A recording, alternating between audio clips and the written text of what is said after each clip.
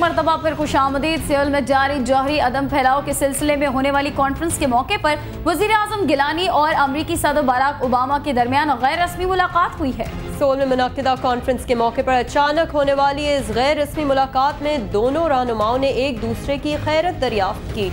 जौहरी conference में वज़ीर आज़म गिलानी की अमरीकी सदर से बाकायदा मुलाकात कल होगी। ज़राए के मुताबिक इस मुलाकात का एहतमाम अमरीका की ख्वाहिश पर किया गया है। ख्याल है कि मुलाकात में वज़ीर ख़ारजा हिना रब्बानी खर और अमरीका में पाकिस्तानी सफ़ीर शेरी रहमान वज़ीर आज़म गिलानी की मुआवनत करेंगी। वज़ीर आज़म गिलानी की सदर ओबामा से कल होने वाली मुलाकात 2 साल के बाद दोनों रहनुमाओं के दरमियान होने वाली पहली मुलाकात होगी।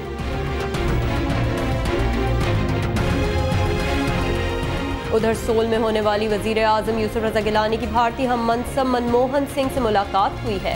जनूबी कोरिया के दारुल हुकूमत में 2 रोज़ा जौहरी सलामती कॉन्फ्रेंस के मौके पर दोनों ममालिक के वज़राए आज़म के दरमियान गैर रस्मी मुलाकात हुई, जिसमें 2 तरफ़ा ताल्लुकात और खित्ते की सूरत हाल पर तबादला ख्याल किया गया।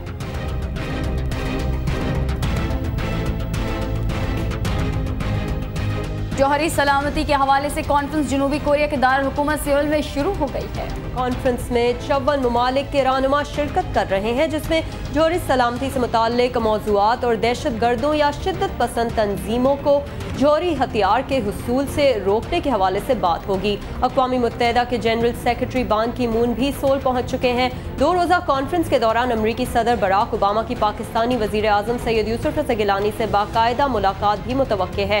भारतीय वज़ीर आज़म मनमोहन सिंह भी इस कॉन्फ्रेंस में शिरकत के लिए सोल पहुँच चुके हैं।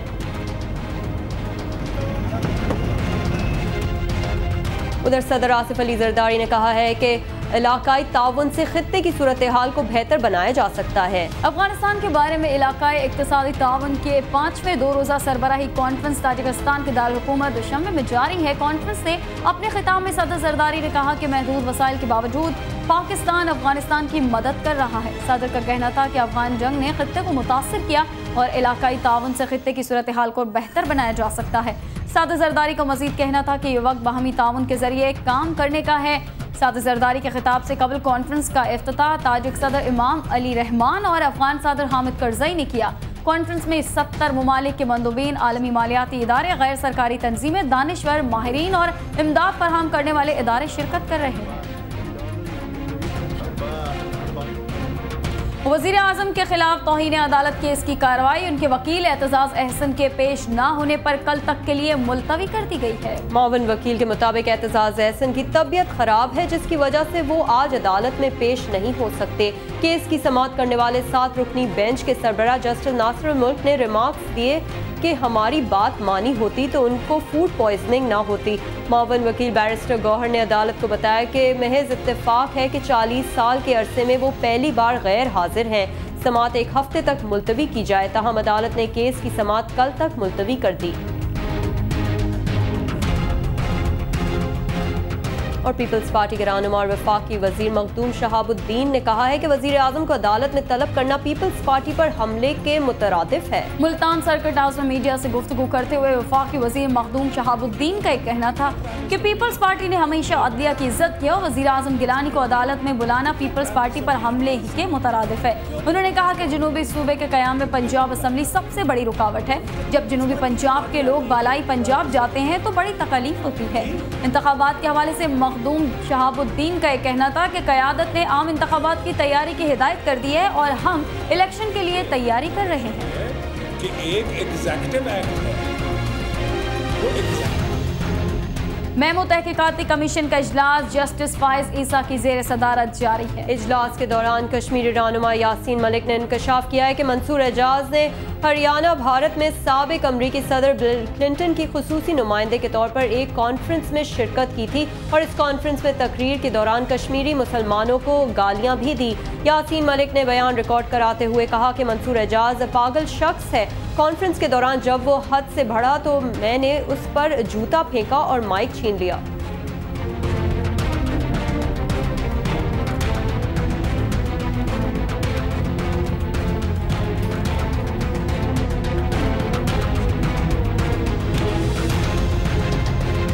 उधर सिंध असेंबली की 3 खवातीन अरकान के बाद सूबाई वजीर अब्दुल इस्लाम तमीम ने और शर्जील मेमन समेत 3 अरकान को धमकी आमेज खत मौसूल हुए हैं। पीपल्स पार्टी से ताल्लुक रखने वाले सूबाई वजीर अब्दुल सलाम तहीम, साबिक सूबाई वजीर इत्तला शर्जील मेमन और इंजीनियर सादिक मेमन को धमकी आमेज खत मौसूल हुए हैं, जिनमें अरकान को मुतनब्बे किया गया है कि वो फौरी तौर पर कराची छोड़ दें। इससे कबल सिंध असम्बली की 3 खवातीन अरकान सूबाई वजीर सस्सी पलीजो, नुसरत सहर अब्बासी और रायनास को धमकी आमेज खत मौसूल हुए थे। वजीर आला सिंध सैयद कायम अली शाह ने महकमा दाखिला सिंध को तहकीकात का हुक्म दे दिया है, जबकि वजीर दाखिला मंसूर वसान का कहना है कि धमकी आमेज खत भेजने वाले हुकूमत और इत्तेहादी जमातों के खिलाफ साजिश कर रहे हैं। मुजरिमों का जल्द सुराग लगा लेंगे।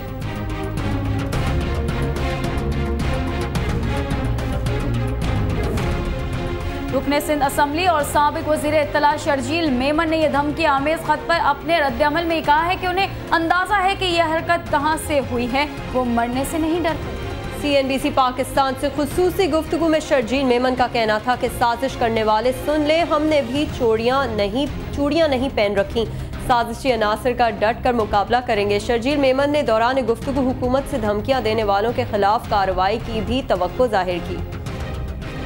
खत में ये जरूर लिखा है कि हम अपने अहलो खाना के साथ जो है वो हिजरत करके अंदरून सिंध चले जाएं, और बात यह है कि इन खतों खिताबत से हम ना ही डरने वाले हैं, ना ही किसी की मजाल है कि हमें हमारी अपनी धरती से निकाल सके। बात यह है कि ये एक शरारत है, मैं उसको शरारत समझता हूँ, और ये डमी ऑर्गेनाइजेशन जो नाम नीचे लिखा है मुहाजिर लिबरेशन फ्रंट के नाम से ये खत भेजे हैं, और इसमें कोई डमी किस्म का कोई टीपू सुल्तान शख्स उसका नाम भी नीचे लिखा है। लेकिन बात यह है कि ये डमी ऑर्गेनाइजेशंस हैं, इनके पीछे जो भी अनासर हैं उनको हम सामने लाएंगे ज़रूर, और ये एक बहुत गहरी और घिनौनी साजिश की जा रही है जिसकी स्मेल आ रही है इन खतूत से, और कुछ दिन पहले जो यहाँ पे वॉल चॉकिंग्स वगैरह हुई हैं उनसे। वजीर आला सिंध सैयद कायम अली शाह ने अरकान सिंध असेंबली को धमकी आमेज खतूत मौसूल होने पर तबसरा करते हुए कहा है कि इन धमकियों को संजीदगी से लिया जाएगा और तहकीकात करवाई जाएंगी। वो नवाब शाह में CNBC के नुमाइंदे अयाज डाहरी से गुफ्तगू कर रहे थे।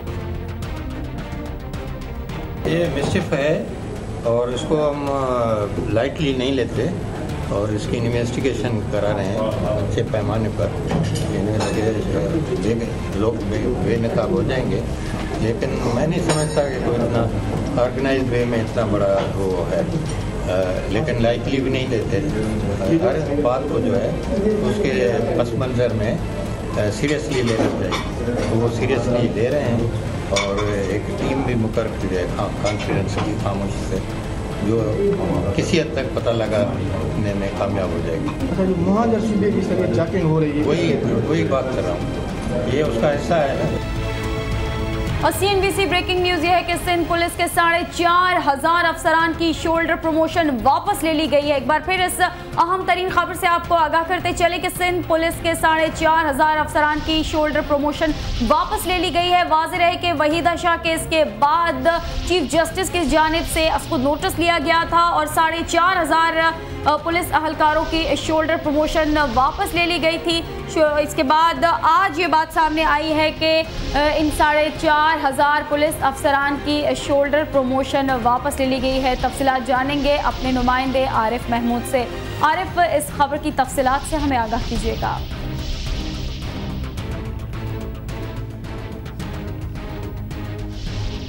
सिंध पुलिस के 4,500 अफसरान की शोल्डर प्रमोशन वापस ले ली गई है। इस खबर की तफसीलात जानेंगे अपने नुमाइंदे आरिफ महमूद से।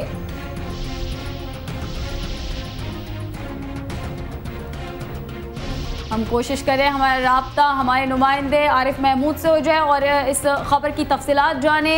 आज बाकायदा तौर पर नोटिफिकेशन जारी हुआ है, सिंध पुलिस के 4,500 अफसरान की शोल्डर प्रमोशन वापस ले ली गई है। यहाँ पर आपको ब्रेकिंग न्यूज़ देते चले कि 4,500 पुलिस अफसरान की शोल्डर प्रमोशन रोक दी गई है। आरिफ, इस खबर की तफसीलात से हमें आगाह कीजिएगा। देखें, सुप्रीम कोर्ट के चीफ जस्टिस जनाब जस्टिस इफ्तिखार चौधरी ने एक नोटिस दिया था जिसमें सिंध में जो है वो जो शोल्डर प्रमोशन दिए गए थे उस हवाले से रिपोर्ट तलब की गई थी। उसके लिए चीफ सेक्रेटरी सिंध को 29 मार्च का डेडलाइन दी गई थी। हमें जराये ने बताया कि चीफ सेक्रेटरी सिंध ने आज जो है वो सिंध पुलिस के हेड ऑफिस में जो एक इजलास हुआ था आईजी सिंध की सदारत उसमें जो है वो एक रिपोर्ट उन्होंने उसमें जो है मुंदरजात उसके ज़ेर बहस आए थे। जराये ने बताया कि उस रिपोर्ट में बताया गया था कि सिपाही से लेकर डीआईजी तक 4,500 अहलकार हैं जिन्हें आउट ऑफ टर्म प्रमोशन दी गई थी। ये सारी शोल्डर प्रमोशन थी, 19 लाख प्रमोशन इनको दिया गया था। इसको ओपीएस में बहुत से अफसरान हैं जो काम कर रहे हैं, बहुत से एसएचओज हैं जो अभी ओपीएस में जो है वो प्रमोशन लेकर यहाँ एसएचओशिप कर रहे हैं। जराये ने बताया कि सपोर्ट में बताया गया था कि शोल्डर प्रमोशन लेने वाले में एक डीआईजी थे जिन्हें एसपी से डीआईजी बनाया गया, जबकि 5 एसपीज को एसएसपीज बनाया गया। 150 इंस्पेक्टर थे जिन्हें डीएसपी के ओहदे पर तरक्की दी गई। इसी तरह कोई 1800 के लगभग इंस्पेक्टर जो हैं वो बनाए गए थे। तो ये मजमूई तादाद कोई 4500 के लगभग 4,500 बनती है जिनकी जो है वो आउट ऑफ टर्म प्रमोशन दी गई। जराये ने बताया हवाले से चीफ सेक्रेटरी राजा अब्बास ने तब से कुछ देर पहले जो है वो एक नोटिफिकेशन जारी कर दिया है जिसके तहत इन शोल्डर प्रमोशंस को फौरी तौर पर वापस ले लिया गया है। इस सिलसिले में हमारी बात जराये से हुई, उसने बताया है कि चीफ सेक्रेटरी ने महकमा दाखिला सिंध और आईजी ऑफिस को भी इस हवाले से बाकायदा तौर पर आगाह कर दिया है। जी बहुत शुक्रिया आरिफ महमूद हमें तफसीलात से आगाह करने के लिए। शामिल करते हैं मजीद खबरें। रिक्शा यूनियन और मुत्तहदा शहरी महाज की ज़ेर एहतमाम ट्रैफिक चालानों में इजाफे के खिलाफ मुल्तान में चौक कचहरी पर एहतजाजी मुजाहरा किया गया। शहर भर में ट्रैफिक पुलिस की जानिब से रिक्शों के बढ़ते हुए चालानों और पार्किंग की अदम दस्तियाबी के खिलाफ रिक्शा ड्राइवर्स ने एहतजाजी मुजाहरा किया। मुजाहिरीन ने कचहरी चौक से पुलिस लाइन तक एहतजाजी रैली निकाली और ट्रैफिक ऑफिस का घेराव करके पुलिस की भारी नफरी उन्हें पुलिस लाइन के बाहर ही रोक लिया गया। मुजाहरे के दौरान बदतरीन ट्रैफिक जाम रहा और शहरियों को मुश्किलात से दोचार होना पड़ा। तहम पुलिस की जानिब से मुतालबा तस्लीम किए जाने की यकीन दहानी पर मुजाहिरीन ने एहतजाज खत्म कर दिया।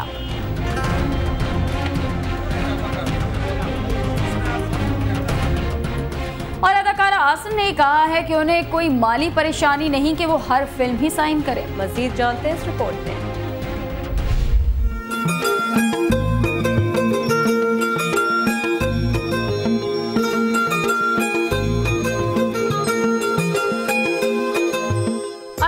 आसन ने कहा है कि उन्हें कोई माली परेशानी नहीं कि वो हर फिल्म साइन करें। अपने एक इंटरव्यू में उन्होंने कहा कि जब मुझे किसी फिल्म की पेशकश होती है तो मैं पहले स्क्रिप्ट देखती हूँ और उसके बाद टीम देखती हूँ। 2008 में आमिर खान के मुकाबिल गजनी से फिल्मी करियर का आगाज करने वाली 30 साल आसन का कहना है कि मेरा करियर अदम तहफ़्फ़ुज़ का शिकार नहीं कि हर आने वाली फिल्म को साइन करती रहूँ। उन्होंने कहा कि जो भी पेशकश होगी उसे सोच समझ कर ही कबूल करूँगी।